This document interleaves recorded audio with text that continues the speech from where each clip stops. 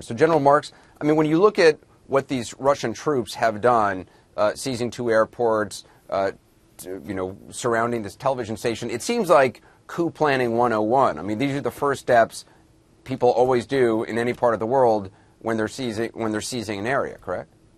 Well, it's not a coup; it's an invasion, Anderson. Our intelligence. I think we can state clearly, albeit the administration has not come out and stated this with this degree of certainty, is that the Russians have invaded the Ukraine. Remember that Crimea is a part of the Ukraine. There isn't any additional sovereignty that Crimea enjoys beyond what the Ukraine has right now.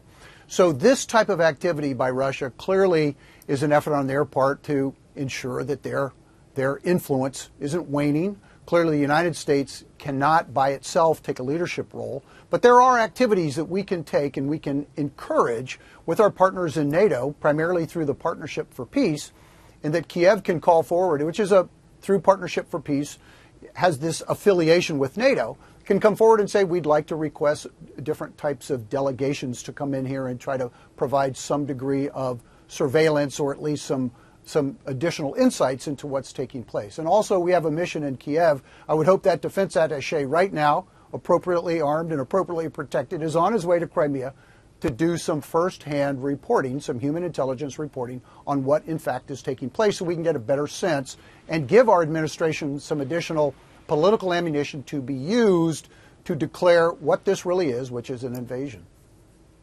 And friend, the real thing is, I mean, it doesn't seem like we have a clear idea on what Russia's next step is. I mean, you can talk all you want about what the U.S. next step and European Union's next step is, or even the government in Kiev, what their step is, but we don't know what the Russian intentions are.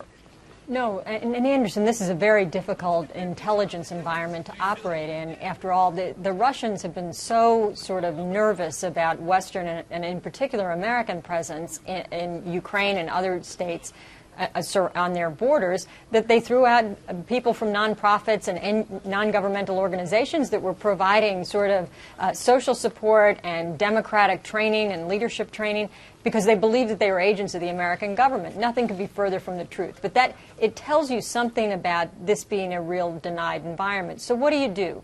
You then go to all your technical means of intelligence, satellite, electronic surveillance. You be sure that all the assets of the U.S. government and our allies around the world are being used to understand militarily what the order of battle is, exactly what assets they're moving closer in and into the Crimea. But Spider Marks is quite right. I mean, this is an invasion. I mean, it is what it is. And to sort of threaten that in June we won't show up to the G8 isn't real. It tells you we don't have a lot of leverage over the Russians. Let's remember the president and the White House need Vladimir Putin and Russia on Iran and the negotiations. They need him on Syria. They need him as we begin to remove assets out of Afghanistan. We're not the ones holding the power here. And I think that you see that in the president's statement.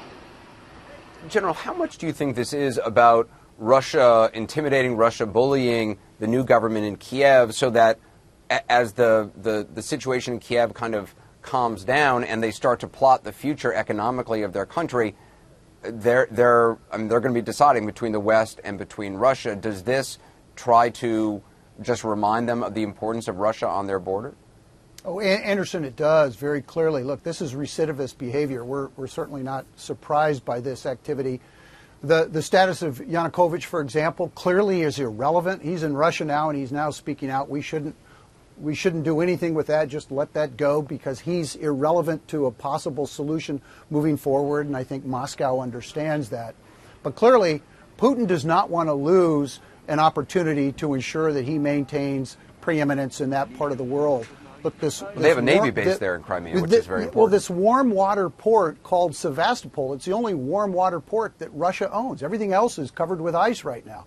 So this has great historical ties for the former Soviet Union, now Russia, the Russian Federation. And Russia will never allow that thing to get in extremis, if you will. So this activity clearly is designed to ensure that overall Ukraine is not going to spin in a direction that they prefer it not to, and to ensure that what they have in Sevastopol